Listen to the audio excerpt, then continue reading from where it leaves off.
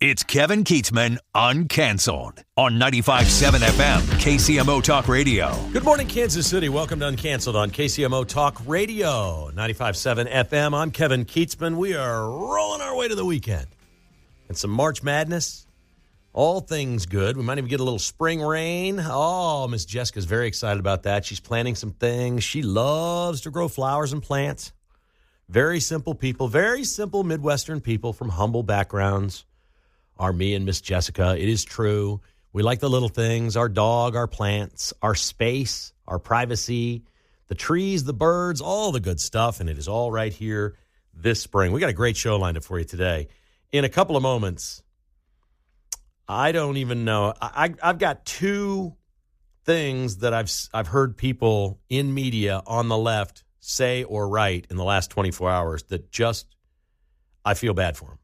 I don't even know what to say, that they live in some sort of delusional world that the rest of us do not live in, clearly, that is unfathomable. One is complete and utter white privilege guilt from a guy named Nick Wright, who used to be on radio in Kansas City, and he's on Fox Sports 1 on a show that nobody watches. Now, a lot of people watch his clips on social media. It's basically a television show that they produce, and then they take clips from it and put it on social media, and people consume it there 30 seconds at a time, but nobody really watches. You know, like 1 week, 37,000 viewers nationwide or something. But anyway, he said something outrageous. We'll get to that in just a moment. Also today, Bernie Sanders apparently is asking for Democrats to run as independents as they go forward.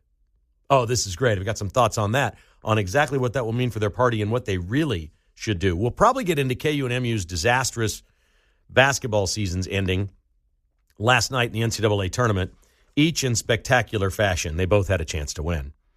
And we'll finish up with Mark today on some cool stuff that surprises him each and every time. But we start with white privilege, white guilt, whatever you want to call it, and what it does to people who have had a charmed life, grown up rich, been spoiled, daddy has connections, siblings doing well. They know the Obamas. They're the liberal elite. It really isn't white privilege. It's liberal privilege. And it exists especially in politics and media. There is liberal privilege. It's the greatest privilege in America. It's not close. That white privilege on a scale of, 1 to 10 is like 3, and liberal privilege is like 11. It's crazy. Man, if you're on the inside in liberal privilege with like a daddy who runs a union and is tied in with all the politicians that have been grifting and stealing from us all these years, and you get an education in private schools in Kansas City and then a private school in New York that in today's dollars, if you're starting out in kindergarten, we're talking about an education that costs, are you ready for this? $750,000 just for your education. And then you go out in the world and you're a normal dude and you're like, I just want to be a sports radio guy. And you get on in Kansas City and you get a show and you got to leave because you're not beating the other guys. So you leave, daddy finds you, whatever, and you wind up on a cable channel like Nick Wright has on a show that nobody watches these shows. ESPN's canceling them right and left.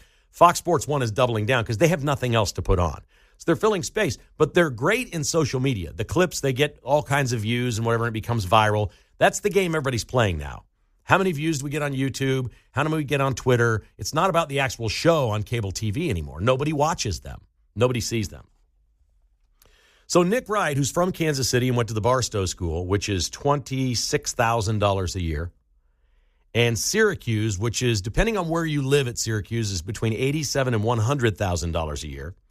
And his dad is a political operative and union guy and knows the Obamas and all these other people. They've been connected forever. This is the most liberal privilege anybody that I know of in Kansas City media history has ever had. It's a magic carpet ride right to whatever you want to do. You tell daddy what you want to do and we'll figure it out. So he got that and he's there. And he is decidedly upset and crazy about the fact that the Department of Defense took some sort of Jackie Robinson tribute thing down off of a DOD website. And Jeff Passan, who is also a committed liberal but a great reporter at ESPN, outstanding baseball reporter, he also lives in Kansas City. And I've known Jeff for a long time. We're not close friends, but he used to be on my radio show. He is excellent at what he does. He's unabashedly liberal, but will have a debate with you that is rooted in things that he believes in strongly, and he's intelligent, he articulates them, it's never personal, and we can discuss issues and ideas all day long and respect each other. He's that guy. But Nick Wright took a story that Jeff Passan did because he exposed the Department of Defense, Passan did, at ESPN, for taking this story about Jackie Robinson down. What they did was they basically said, we're not going to put things on our website just for DEI anymore. And there was a salute to Jackie Robinson for serving in the military and being the first black baseball player and breaking the color barrier and all those things. And what the Department of Defense was saying was, we want to honor Jackie Robinson for his service and being a great baseball player, but not because he was black. And Passan didn't like that, and he exposed that, and they put the story back up, and it was altered, I guess, a little bit. But Nick Wright decides to get in front of his camera, and it looked like in his home studio. And I felt bad for him because he just loses his mind. He says, I always knew that eventually I was going to be out of sports and into politics, that this is the way I was going to go. But my wife has told me that that's not a good path for me. I would have been mayor of Kansas City, but Quentin Lucas, my classmate at the Barstow School, another rich kid, spoiled guy, has already been mayor, so I'm not going to be mayor of Kansas City. And she's kind of convinced me that I shouldn't run for president. Like, this dude is in front of a camera to talk about Jackie Robinson and saying, I've decided I'm not running for president. On a show that gets 37,000 viewers nationwide? What has happened? What exactly is liberal privilege? What is it like to think of oneself in such high regard that, well, I can't really run for president. My wife says it's not for me. What? Have you looked at, heard, and seen Nick Wright? So the crux of what he's going to talk about here is, this is unbelievable. You're not going to believe this. Jackie Robinson was the initial, very first DEI hire. The baseball player, Jackie Robinson, who crashed through the color barrier in great fashion, an historic American figure, no question, because he was great at what he did. And we were a racist country for a long time after the Civil War and did not give equal rights to black people. We didn't. We weren't even close. We were bad for 80 years at least, maybe 100. Awful. But Jackie Robinson was so good, he burst through that. He's the opposite of a DEI hire. Oh, but no, that's not the way Nick Wright sees it. Listen to this.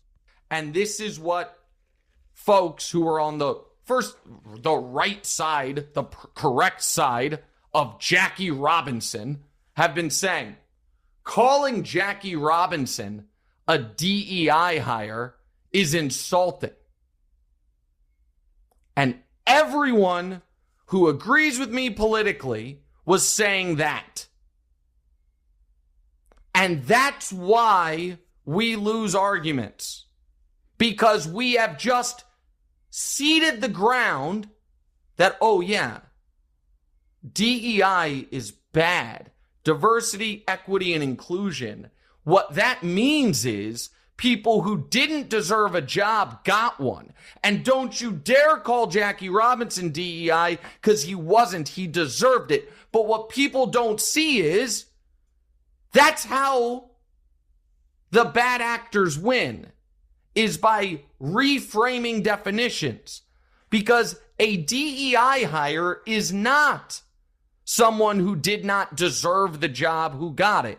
That's just what they have claimed it is. And now folks are like, you can't call Jackie Robinson DEI hire. It's insulting. Guys, in Major League Baseball, Jackie Robinson was the definition of a DEI hire. And that's why we need it. Wow. He's saying his fellow liberals are blowing this thing because they're ceding the space to normal people in America who recognize that when Delta Airlines says we're going to have 50% of our pilots that are not white men, and some young white lady who was flying Cessna Cubs 6 months ago crashes a plane in Toronto and flips it over on its side and almost kills everyone just because they needed to have a woman in the cockpit and they allowed her to land the plane. She's literally on a training flight with 100 passengers. That's what it was. She was the co-pilot, and she needed hours taking off and landing these planes. And they're doing it with people on board. Because Delta said, we got to get to a point where we only have 50% white male pilots. That's DEI, Nick. That's DEI. And it's everywhere. So I will challenge you to rethink this. You love the NBA. I don't like the NBA. You love it. I don't know how many guys on a team, 13, 15. Let's say this, make an even number, 14. Great. NBA needs to pass a rule, DEI, full DEI in the NBA. Nick, full DEI. 7 players on the roster cannot be black men. That's it. That's diversity, equity, and inclusion. You can have women on the team. You can have Europeans. You can have white people. You can have Asians. You can bring them from anywhere, but they can't be black men. That can only be half in the NBA. Why is there no DEI on sports rosters? I've said for 30 years, the most pure view of American exceptionalism and lack of racism and judging other people is sports.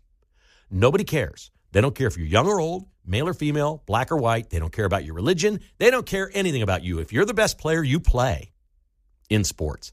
That's why we don't like DEI. DEI stops that from happening. Jackie Robinson was the best. If they put a rule in 1947, half the players in baseball now have to be something other than white men. Do you think baseball would have been as good? At that time, it wouldn't have. Today, it may be. Certainly, the NBA is that way. You don't want to put half the players in the NBA as white guys. You don't. It won't be as good. I'm willing to say it. But you got to get honest, Nick. You got to get honest with this thing. And for you to think, and he also said in his piece that he's decided he's going to start a consulting firm to try to teach Democrats how to position their causes and speak about their causes. He says the reason they're losing the DEI argument is they don't know how to argue it. What the hell was that he just said? That was a Kamala Harris word salad. It was a train wreck of an argument for DEI. Jackie Robinson was a DEI hire. Wow, I think I've heard it all from the left, and this guy's telling the left that they're doing it wrong. They're positioning it wrong. They don't know how to say it and articulate their point. Here's the point, Nick. It's an indefensible position. You don't ever hire on quotas because of somebody's skin color or gender or sexual identity or preference or religion or anything. You hire the best, most qualified person for the job, something you've never really experienced because you had so much help in your career from your daddy and all the liberal privilege that you grew up with. You were the ultimate liberal privilege end game in the media. Congratulations. You're going to make a lot of money. They love you at your network. Your people are connected. You're going to way outdo me, buddy. You're going to make a lot more money than I ever made. Good for you.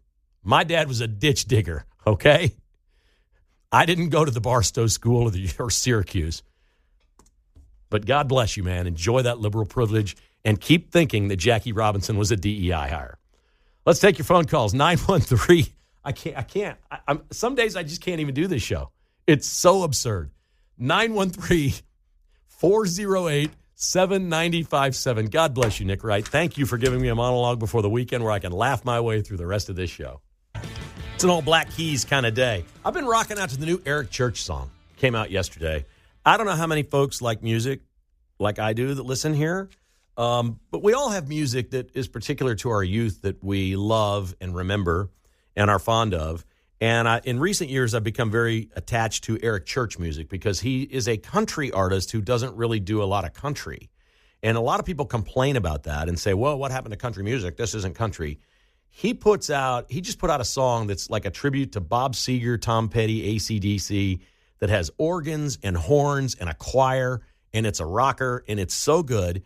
And he's just at a point in his career where he can make music like we used to like because there is no radio format or bands out there making that kind of music anymore.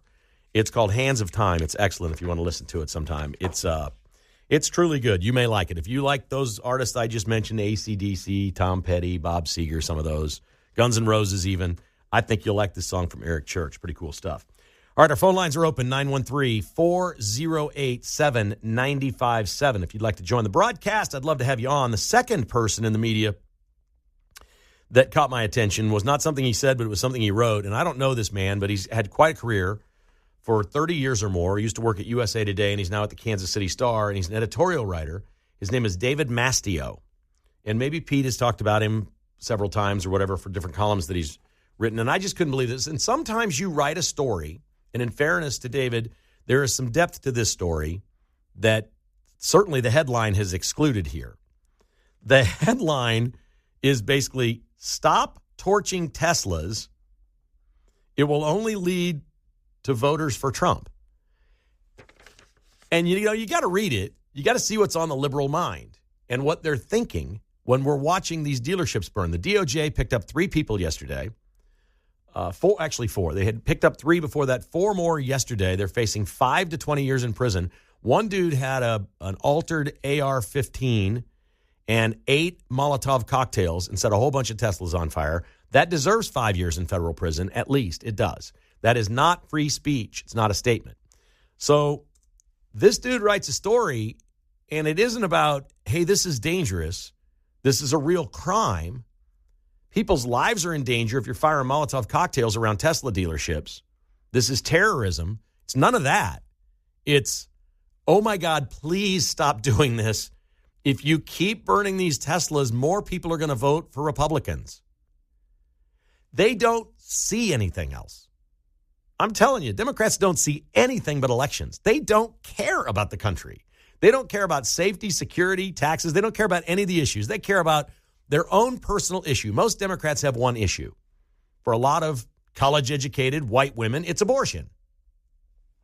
Why that is, I don't know. Like the single lowest percentage of women anywhere in America getting abortions are college-educated white women. It just doesn't happen. They're the last ones to get abortions. They don't get pregnant. Many of them for obvious reasons, but I won't go into that.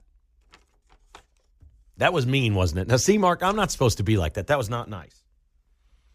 But you can look at him and you won't be necessary here. But they all have one issue, but they don't look at the important things that most people care about, that we have in common. They're uncommon issues. And when they write stories like, please stop burning Teslas because more people are going to vote for Republicans, you are just so disjointed and separated from the American population, it's hard to put into words. Now, David Mastiu, I'm sure he's a nice guy. I probably even like him. We'd have great stories to share. He's been in the media a long time. And he didn't mean any harm by this. And there is more depth to the story, his opinion, than just that. But the crux of the story is stop, damn it. We can't let them get more voters. But then you get Bernie Sanders out there, and he's got a brilliant idea. He sees the Democrat Party falling apart. He thinks Democrats should start running as independents. What? How's that going to help? Who's going to win an election that way? Independents don't win just because you did, Bernie. Others don't. I got a better idea, Bernie. If you're serious about this, start a third party. Branch off. The wacky left should just branch off and do their own thing. I was hopeful that the one good thing that would come out of the Black Lives Matter farce, which has just died off, I was hopeful that they would start a Black Lives Matter party and it would go out and get 2, 3, 4% of the vote every time. That's what I was hoping for, but they didn't do it. They stole too much money. They got in trouble. They got all these things happen. They didn't do it. Bernie Sanders, start this movement. Start a wild left-wing party, a third party. Do it. Split your party in half. We will thank you forever, and America will be great again. And forever if we get the Democrat Party to split into 2. Wouldn't that be fabulous? 913-408-7957. This is Uncanceled on KCMO Talk Radio. Welcome back to the show. Great to have you with us. Hope you have a great weekend this weekend. Do something fun or relaxing or whatever it is that you do. Most folks on the weekend get out of their normal routine. Even my mom. The weekend is different for her. I said, Mom, how's your weekend different than your week? She goes, well, it just is. I just do different things. I play cards on Monday, Wednesday, and Friday with my friends. And I clean on Tuesday, or I get groceries on Tuesdays, and I clean on Thursdays. And on the weekend, I don't do any of that. So, well, there you go.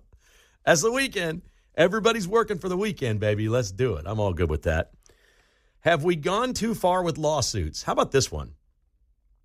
2 high school graduates in America in separate states, one in Tennessee, William A. Are they not 18? If they're 18, why don't we know the last name? William A. And in Connecticut, Alicia O. are suing their school districts because they graduated from high school and can't read. I'm not kidding. They graduated high school but cannot read. My question is, what about all the other students at your school? Could they read?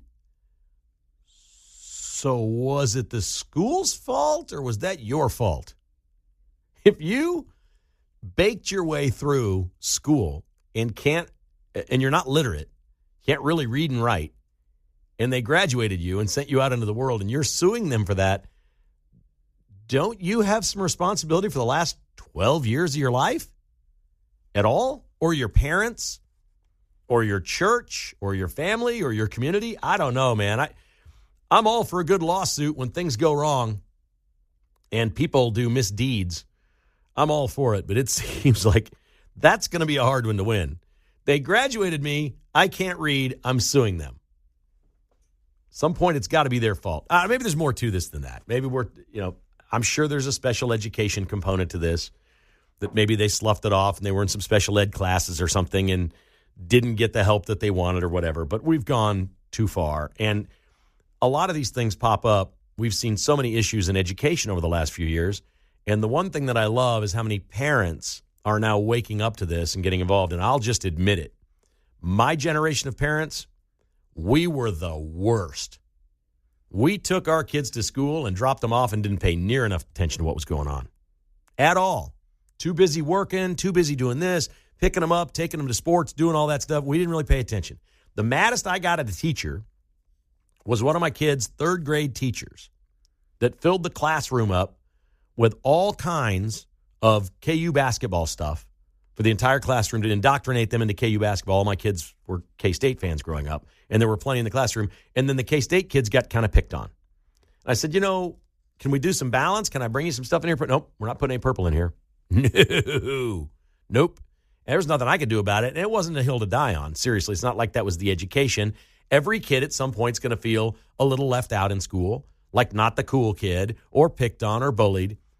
I almost get tired of hearing stories about, bullying with kids because I've not met a kid that wasn't bullied. Like the king and queen of the prom at some point got bullied, and they were the most popular kids in school. Everybody did. Kids are mean. You know what? I'm going to change that. I've been saying that for a long time. I don't think that's right. Kids are real. Kids are real. There's no filter with kids. They'll say things to each other that adults want. We get more mature, civilized, kind, I think, as we get older. Not that there aren't a lot of kids with big hearts, but school's brutal. We all experienced it. We know it. I'm glad it happened to me. Junior high was the worst years of my life. 7th grade was dreadful. Just awful. Awful. And I think it actually wound up helping me. I think it pushed me or made me tougher or things like that. But to sit here and say we can sue school districts because you graduated us and we can't read, I don't know. There's just got to be more to it than that. Let's talk a little college basketball. What a train wreck of an end of the season last night. We'll start with Kansas. We'll go in the order of the games finished. And I got an email from a listener of my podcast today, and he basically said, I've been saying all season long, Hunter Dickinson is a good player. The computer says he's the 4th best player in America. He averages basically 20 points, 10 rebounds a game. That's very rare in college basketball. He's had a stellar career. He's won a gazillion games. He's done a lot of great things. And this emailer sent me this email, and he says, what he is, tried and true, is a momentum killer. And I'd never thought of it that way. And this was the classic momentum-killing game for Hunter Dickinson. That's exactly right. Now, he wasn't great last night, and he needed to be great. He wasn't. He was less than average. But what he did with 3 minutes to go, and Kansas, having been down the entire second half last night, they ran on a 23-9 run where Bill Self was coaching his brains out, just schooling John Calipari with a zone defense that Cal and Arkansas couldn't figure out. Kansas got the lead and had the ball, up 3. They were down 11. They're up 3 with 3 minutes to go, and they have the ball. And Dickinson's got it way out top, outside the circle.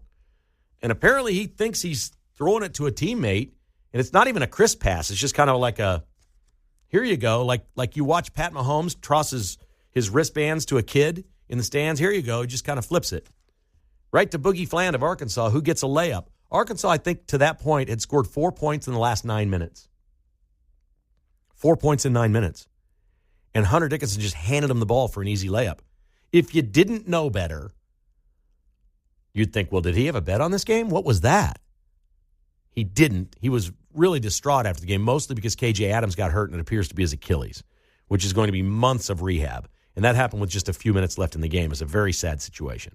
So KU was crushed by this loss, clearly. I don't think any nefarious things about Hunter Dickinson, but that's exactly right. The guy would constantly play games while at Kansas where he was very good in that game, maybe the best, most nights the best player on the floor, but was a momentum killer or a player that just didn't show up in crunch time. And after he made that mistake, now Arkansas has life. They're down 1. KU committed 3 more turnovers in 3 possessions right after that. All of a sudden, they're behind. It was amazing what happened with that one terrible play by Hunter Dickinson, and KU winds up losing 79-72. Their season is over. Bill Self coached a great game. He's going to take a lot of heat from a lot of people saying, wow, as it passed him by, does he need a new offense? Look, I think he should freshen up his coaching staff. I think there's things he can do. The mistake that he made was thinking this collection of players would be great, but it is impossible to tell the heart of your team. It's impossible to tell when you sign players and bring them in how they will perform in the clutch. He gave them every possible tool to win that game last night when, to be honest, it appeared that Arkansas was the better team. They still had the lead up 3 with 3 minutes to go because Bill Self is that good. And he's going to get hammered in many circles. Yeah, when they flipped to the zone defense, I said they have done this maybe twice the entire season. This is going to give them a chance to win, and it did give them a chance to win, but the players just couldn't handle it. It was that Dickinson turnover. I can't think of one play more decisive in a game that I saw yesterday that flipped the momentum and determined the outcome other than him just handing it to Boogie Fland. And right before he handed off, he also shot a 3 that he probably shouldn't have and bricked it pretty bad. So there was a couple of things there. Dickinson, like you said, usually a very solid player, but in that moment, in the final couple minutes of the game, it just wasn't there for him. Well, here's what's true. They were up 3 with 3 minutes to go. If they go the rest of the game without a turnover, they win. Yeah. They win. Just don't turn it over because I think what a lot of people don't really recognize as much about college basketball is when you turn it over, it almost always leads to a basket. Most of them are easy. This one was just a layup. It was an easy layup for Arkansas, which they hadn't had. You know, they'd gone 9 minutes with 4 points. So to get an easy basket and pull within 1 was like new life for them. And then they committed 3 more turnovers. So it just was ugly at the end. And KU was that all year. They were the most un-KU team ever. They didn't do anything well in the clutch. The Missouri Tigers, it's hard to hammer on them because they were so bad last year and they were way better this year and they get to the tournament and all those good things. But my goodness, Dennis Gates has a blind spot. There is no defense at Missouri. There is none. Drake is not a high-scoring team. They shot almost 55% in this game. Missouri didn't play any defense the last 6 weeks of the season. They didn't play much all season. And Dennis Gates this offseason, go hire an assistant coach that is a defensive specialist. Because the things you do work, you score points. It didn't work against Drake. That was a coaching clinic last night. Ben McCollum and his team, that was such a beautifully coached team against a Missouri team that at its best this year was more like an NBA team, running the floor up and down, getting easy baskets. You're not going to beat teams like Drake in the tournament doing that. Yeah, Missouri had one of the best wins all season at Florida. Right. Who I picked to win the tournament this year. Yeah. So. They did. And when they do that, they look really, really good. Then you play against a team like Drake that slows the pace of the game down, makes you compete for every basket. They had 13 steals. Drake took the ball away from Missouri 13 times. Steals. Just flat took it away with their defense. Now, obviously, that's on Missouri's offense, but the blind spot, I think, at Missouri is their defense just isn't very good. Drake, probably at the pace they were playing yesterday, shouldn't have scored 67 points. Missouri only scored 57. But the killer was, it was the same thing as Kansas. Missouri was down all night. It looked awful. You were going to sleep on this game like this was not a game. Missouri goes on a 9-0 run. 4 minutes to go. It's 52-50, and Mark Mitchell's at the free throw line. He's got a chance to tie the game. Steps up, misses a free throw. He made the second. It was just a 1-point game, but then Drake goes on a 6-0 run over the next couple minutes. Missouri misses shots, and with 2:40 to go, basically the game's all over. It's 58-51, and as you can tell by the final score, with 2:40 to go, that was enough. A 58-51 lead with 2:40 to go was enough because the Tigers weren't scoring. They shoot only 33% from the field. Caleb Grill scored 14, but he was only 1 of 7 from 3. We mentioned yesterday on the show that the key to this game was going to be Caleb Grill's three-point shooting, 1 out of 7. In the NCAA tournament, your best shooter, Mark, is never going to get it. Not going to be good enough. Poor time for that. But we're enjoying the action. We love the basketball. The tournament is on, It was not a great day. It was not the best day. And I don't know what to make of the conferences other than the ACC is not good. Carolina won their play-in game in impressive fashion, which has my interest piqued a little bit. But everybody loves Duke, and all the metrics show that Duke is the best team. But we watched Louisville get drilled by Creighton, and we watched Clemson lose. They were down a 20, I think, at one point, came back and made it close at the end, but never got the lead, weren't going to win it. But the ACC looks terrible in this tournament, so I don't know what to make of Duke. A lot of people think Duke's the best team, and maybe they're going to win it, but I'm not sure. If that was the league that you excelled in, looks like it was pretty bad. Yeah, Clemson only scored 13 points in the first half of that game yesterday. Absolutely crazy. My pick of the day today, if you like that sort of thing, is going to be, it's coming up at 11:15, Mississippi State over Baylor. All right. I have a late game. I like UConn minus 5.5 over Oklahoma. Oklahoma just hasn't been very good this year. Yeah, I like that too. I like it because UConn is just battle-tested in this tournament. Mm-hmm. All they do is win games in this tournament. Yep. And they may have just been the team that you think is laying low, waiting for the tournament, defending champions. Okay, we're going to go get them once this tournament starts. I could see that. I like that one. There was a time that Oklahoma was out. Like they weren't even in the last four out. They were way out and got hot late and got into the tournament. Cool stuff. Did you know our government does a lot of cancer research funding? And I think most people view that as a positive thing and a good use of tax dollars. Maybe we spend too much. Maybe it's not appropriated the right way. But did you also know that only 4% of that goes to pediatric cancer research? Full disclosure, my daughter's a pediatric researcher at Children's Mercy. And she was very excited yesterday. She was published as a first author for the first time in a medical journal, which is really cool, from a study they've been working on for about 11 months at Children's Mercy. So I'm very proud of her. This really isn't about her, but this area is obviously important to our family because she's so involved in working in science in a field for children. I've got some friends that are, for the first time, putting on a golf tournament called the BraveLikeMcKenna.org Foundation Golf Tournament. It's going to be at Dubs Dread coming up May 16th at 8 a.m. If you're a golfer and you'd like to play, this is a cool deal. This is not one of these big, fancy, expensive tournaments that takes 7 hours to play and there's 8 million people playing. They're starting it small. They just want to remember Brave McKenna, who died of brain cancer. And they're looking for sponsors and players. And if you'd like to get involved, just give us a call here at the radio station. I'll leave the information with Mark. We can get you in touch with these folks, and maybe we'll see you out there. Dubs Dread, May 16th.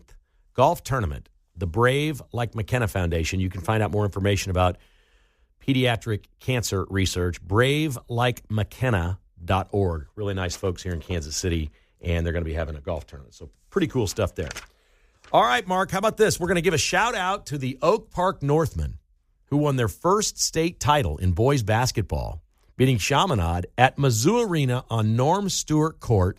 And Oak Park's head coach is... Oh, I've stumped you. It's a KU player, right? Sharon Collins. Yeah. Yes. Sharon Collins on Norm Stewart Court at Mizzou Arena wins Oak Park's first state championship. They say it was an upset, but when you go win the game and Sharon Collins is your coach, maybe you're doing something right. That's pretty cool. That really is cool. I got that in an email from a listener who said, don't forget to shout out to the Northmen. It's a big deal because it's their first, and they've clearly got something going on. I wonder what that means for Sharon going forward. If high school is his calling, if maybe a college job is something he'd like to do, it would be interesting to see. Quite a college player, wasn't he? Oh, yeah. He was one of the best. Really good. Okay, we discussed earlier this week the blue velvet whoopie pies that the Royals are going to be selling at Kauffman Stadium this year. The Royals open Thursday, folks. They open Thursday at Kauffman Stadium. It's supposed to be 72 degrees. The blue velvet whoopie pies will be available only in Rivals Sports Bar in right field. Okay. Oh, I didn't know that, but I guess each one of these specialty items has a location. Mm-hmm. Does a bar sound like the right place for a whoopie pie?